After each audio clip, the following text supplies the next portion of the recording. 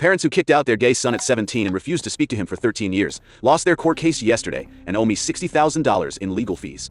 They sold their own house to pay the judgment and are now renting a small apartment while facing bankruptcy. The extended family that supported their homophobia has completely disowned them after learning the truth about how they treated their dying son. 6 months ago, they appeared at my door demanding the keys to the house my deceased boyfriend had legally transferred to me, claiming that family blood was more important than our 15-year relationship. Today, they are homeless, broke, and universally despised by everyone who knows what they put their son through during his final years. My boyfriend Marcus died of bone cancer in March after a 4-year battle. His parents, who had rejected him for being gay, suddenly wanted his property when they realized he had built a successful life without them. The house they demanded was actually mine legally, and their lawsuit to steal it became the evidence I needed to destroy their reputation and financial security completely. The same people who told their 17-year-old son that he was going to hell, and that they would rather have no children than a gay child, are now facing the consequences of their cruelty and greed. The homophobic family that chose hatred over love lost everything when they tried to profit from the death of the son they had abandoned. The story of how I turned grieving parents into pariahs who lost everything started 15 years ago, when Marcus was thrown out of his family home for loving me. The story of how this complete destruction of a homophobic family's life and reputation happened started 15 years ago, when Marcus was 17 years old and brave enough to tell his parents that he was gay and in love with me. We had been dating secretly for 6 months, and Marcus decided that he wanted to be honest with his family about who he was and who he loved. Marcus came from what appeared to be a traditional religious family that attended church regularly and presented themselves as pillars of the community. His parents, David and Maria, had always been strict, but seemed loving toward their children. Marcus had 2 younger siblings who looked up to him and considered him their protector and role model. When Marcus told his parents about being gay, their reaction was immediate and devastating. They screamed that he was an abomination and that he had brought shame on their family name. They said that homosexuality was a sin that could not be tolerated in their Christian household. They gave him 24 hours to pack his belongings and leave their home forever. His father told him that he would rather have a dead son than a gay son. His mother said that he was no longer welcome at family gatherings, and that she would tell people he had died rather than admit she had raised a homosexual. They forbade his younger siblings from having any contact with him, and threatened to disown them too, if they maintained a relationship with Marcus. My family took Marcus in immediately, and treated him like the son they had always wanted. My parents helped him finish high school, supported his college education, and celebrated our relationship milestones with genuine love and acceptance. They gave him the family love and support that his biological parents had cruelly withheld because of their homophobia. But this was only the beginning of the systematic rejection that would haunt Marcus for the rest of his life. Over the next 13 years, Marcus tried repeatedly to reconcile with his family and rebuild some kind of relationship with his parents and siblings. He sent birthday cards, Christmas gifts, and graduation announcements that were either returned unopened or ignored completely. He attended church events and community gatherings, hoping to have casual conversations that might lead to healing. His parents made it clear that they considered him dead, and that nothing he could do would change their minds unless he abandoned his relationship with me and pretended to be straight. They told extended family members that Marcus had chosen his lifestyle over his family, and that he was responsible for the estrangement. They painted themselves as victims of a rebellious son who had rejected their values. Marcus achieved significant success in his information technology career and was able to purchase a house when he was 27 years old. He bought the house specifically hoping that having a stable home might impress his parents and show them that he was living a responsible and successful life. He dreamed of hosting family dinners and holidays where his parents could see how happy and fulfilled he was. The house became Marcus's pride and joy, and a symbol of everything he had accomplished despite his family's rejection. He spent years improving and decorating it, always with the hope that someday his parents would visit and see how well he had done for himself. He kept a guest room ready for family visits that never came. I didn't know yet that his parents had been keeping track of his success and making plans to profit from his achievements while continuing to reject him personally. When Marcus was diagnosed with bone cancer 4 years ago, he immediately reached out to his family to let them know about his illness. He hoped that facing his mortality might motivate them to reconcile and heal their relationship before it was too late. He wanted the chance to make peace with his parents and to have their support during his cancer treatment. His parents' response was cold and dismissive. They said that his illness was probably God's punishment for his sinful lifestyle and that they would pray for his soul, but would not be involved in his care or treatment. They refused to visit him in the hospital or to provide any emotional support during his chemotherapy and radiation treatments. Marcus was heartbroken by their continued rejection, even in the face of his life-threatening illness.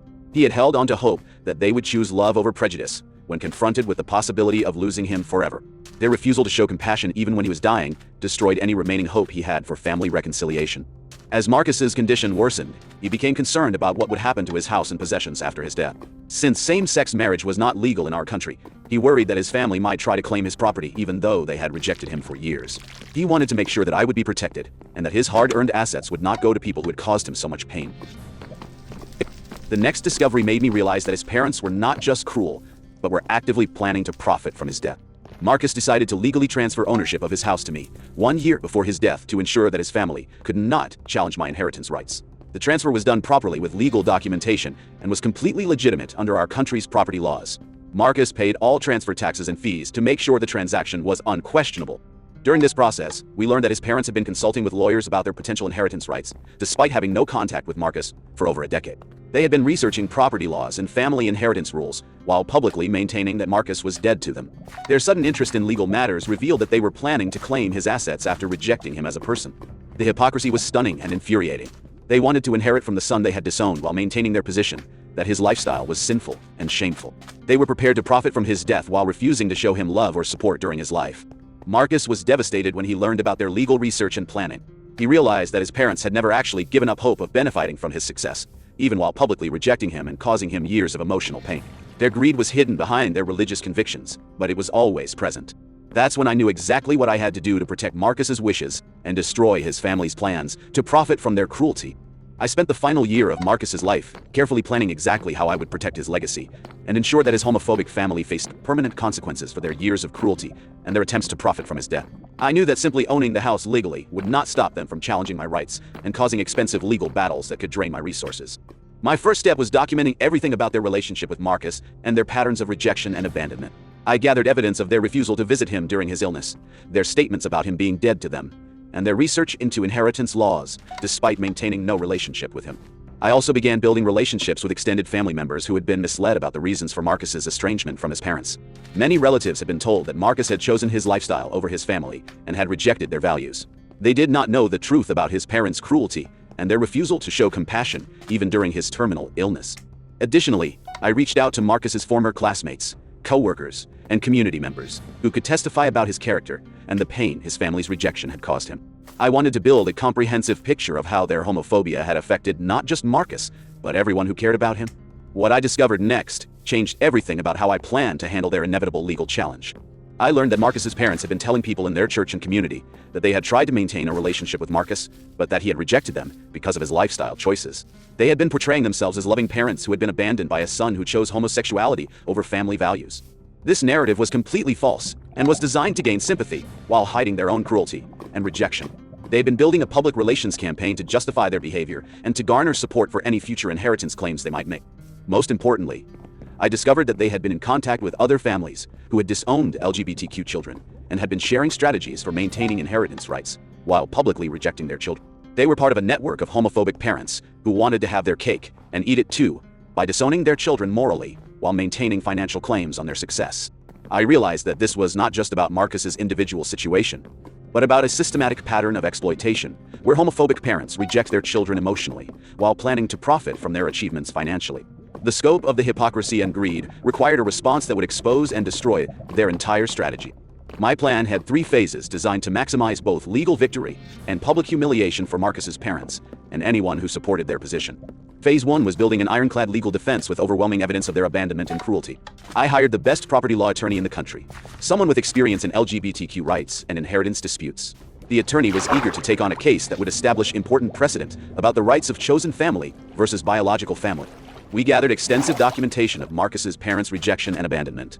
We collected witness statements from dozens of people who could testify about their refusal to maintain a relationship with Marcus and their cruel treatment of him during his illness. We documented their public statements about him being dead to them and their refusal to provide support during his cancer treatment. The legal team also investigated their financial situation and discovered that they had been struggling with debt and had seen Marcus's house as a solution to their money problems. Their sudden interest in reconciliation, after 13 years of rejection, was clearly motivated by greed rather than genuine love or remorse. His reaction when he realized what I had done was priceless and exactly what I had hoped for. Phase 2 was exposing their hypocrisy and cruelty to the extended family and community that had been misled by their false narrative. I created a detailed timeline that showed the contrast between their public statements about being loving parents and their actual behavior toward Marcus during his illness and throughout his adult life. I reached out to every family member, church leader, and community member who had been told their version of events. I provided them with evidence of Marcus's repeated attempts at reconciliation, their refusal to visit him during his cancer treatment, and their legal research into inheritance rights, despite maintaining no relationship with. The response from the extended family was immediate and devastating for Marcus's parents. His aunts, uncles, and cousins were horrified to learn the truth about how they had treated him, and ashamed that they had believed the false narrative about Marcus rejecting them. Many family members had genuinely loved Marcus and had been heartbroken about the supposed estrangement. Marcus's grandparents were particularly outraged when they learned that they had been prevented from seeing their grandson during his final years, based on lies about his attitude toward the family. They had always loved Marcus and had been told that he wanted nothing to do with them because of their traditional values. But I wasn't finished. The next phase guaranteed that their social and financial destruction would be as complete as their legal defeat. Phase 3 was ensuring that their lawsuit against me became a public spectacle that exposed their greed and hypocrisy to the entire community. When they filed their claim for the house, I made sure that local media understood the full context of their abandonment and their attempts to profit from the son they had rejected. The story made headlines because it exposed the ugly reality of how some religious families treat LGBTQ children while maintaining facades of love and acceptance. The contrast between their public image as grieving parents and the reality of their 13-year rejection and abandonment was shocking to people who had believed their false narrative. The media coverage also highlighted the broader issue of chosen family versus biological family and the rights of LGBTQ people to determine their own inheritance and legacy. Marcus's story became a symbol of how homophobic families often want to control their children's success while rejecting their identity and relationships. The consequences were immediate and devastating for every aspect of Marcus's parents' lives. The legal case was a complete disaster for them from the beginning. The judge was clearly disgusted by their behavior and their attempts to profit from a son they had abandoned. The evidence of their cruelty and rejection was overwhelming, and their lawyers struggled to present any credible argument for why they deserved to inherit from someone they had treated so badly. Marcus's parents were forced to testify about their treatment of him during his illness and their refusal to provide support or comfort during his final years. Their own words reveal the depth of their cruelty and the calculating nature of their inheritance claim. They came across as greedy hypocrites who wanted money more than they had ever wanted their son's happiness. The judge not only ruled against them, but ordered them to pay my legal fees as a sanction for filing a frivolous lawsuit motivated by greed, rather than legitimate legal claims. The financial judgment was substantial enough to force them to sell their own house and liquidate their retirement savings. The extended family completely disowned them once the truth about their behavior became public. Marcus's grandparents, aunts, uncles, and cousins all issued statements supporting me and condemning his parents for their cruelty and greed. The family that had once respected them as moral leaders now saw them as heartless hypocrites. And then their whole world completely collapsed when the full extent of their hypocrisy became public knowledge. The trial revealed shocking details about their network of homophobic parents and their strategies for maintaining inheritance rights while rejecting LGBTQ children. Internal communications showed them discussing how to maintain legal claims while publicly disowning their children for religious reasons. The evidence showed that they had been in contact with lawyers and financial advisors for years about protecting their inheritance interests despite having no relationship with Marcus. They had been planning to profit from his success while maintaining their position that his lifestyle was sinful and shameful. The community was outraged by the revelation that people they had respected as devout Christians were actually calculating opportunists who had abandoned their dying son while planning to inherit his property. The hypocrisy was so extreme that it shocked even people who shared their conservative religious views. The church expelled them from membership and issued a public statement condemning their behavior as un-Christian and contrary to basic human decency. Religious leaders throughout the community spoke out about the importance of loving children unconditionally and rejected the idea that faith could justify such cruelty. Marcus's former co-workers and friends also spoke publicly about his character and the pain his family's rejection had caused him throughout his adult life. Their testimonials painted a picture of a loving, successful man who had been deeply wounded by his parents' cruelty, but had never stopped hoping for reconciliation. The financial and social consequences destroyed any possibility of them rebuilding their lives or reputation in the community. They were forced to move to a different state to escape the social ostracism and start over with nothing at an advanced age. 2 years after winning the legal battle that protected Marcus's legacy and exposed his parents' greed and hypocrisy, I have found peace in knowing that his wishes were honored and that he would be proud of how I fought for our relationship and his memory. The house he left me has become a sanctuary where I can remember our 15 years together and the life we built despite his family's rejection.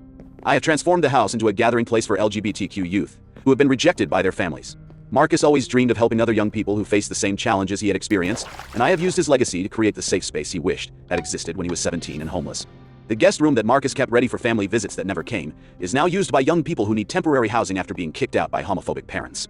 The love and acceptance that his family refused to give him is now being shared with dozens of other young people who deserve support and understanding during difficult times. Marcus's extended family has embraced me completely and treats me as the family member that his parents refused to acknowledge. His grandparents, aunts, uncles, and cousins all maintain close relationships with me and regularly visit the house to share memories of Marcus and to support the youth programs I have established. The consequences for Marcus's parents have been swift and permanent. They lost their house, their retirement savings, and their standing in the community.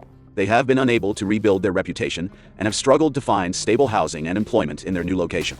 Their younger children, Marcus's siblings, have reached out to me to apologize for their parents' behavior and to learn about the brother they were prevented from knowing. Both of them have publicly disowned their parents' homophobia and have become advocates for LGBTQ rights in honor of Marcus's memory. The legal precedent set by our case has been used by other LGBTQ individuals to protect their chosen families from biological relatives who abandoned them, but later tried to claim inheritance rights. Marcus's victory has helped establish important protections for people whose families rejected them based on sexual orientation or gender identity. The case has also inspired legislative changes that strengthen the rights of chosen family and make it more difficult for estranged biological relatives to challenge inheritance decisions based on discrimination. Marcus's suffering has been transformed into legal protections that will help other LGBTQ people protect their legacies. Most importantly, the case has sparked important conversations in religious communities about the conflict between faith and family rejection. Many churches and religious organizations have re-examined their positions on LGBTQ issues and have committed to supporting families rather than encouraging rejection and abandonment. The house that Marcus's parents tried to steal has become a symbol of love, triumphing over hatred and acceptance, conquering rejection. The property they demanded because of blood relationship has been transformed into a space where chosen family bonds are celebrated and nurtured. The most important lesson I learned from this experience is that family is defined by love and support, not by biological connection or legal obligation. People who choose hatred and rejection over love and acceptance forfeit their right to claim family relationships when it becomes convenient or profitable for them. If you are LGBTQ and have been rejected by your biological family, please know that chosen family can be stronger and more meaningful than blood relationships. Surround yourself with people who love and accept you completely, and do not let homophobic relatives guilt you into accepting abuse or manipulation. What would you have done in my situation? Have you ever had to protect someone's legacy from people who rejected them in life? Share your thoughts about chosen family versus biological family in the comments below. How do we balance forgiveness with protecting ourselves from people who have shown they cannot be trusted? If you know someone who has been rejected by their family because of their sexual orientation or gender identity, please offer your support and acceptance. Sometimes chosen family is the only family that LGBTQ people have, and that support can make the difference between survival and thriving.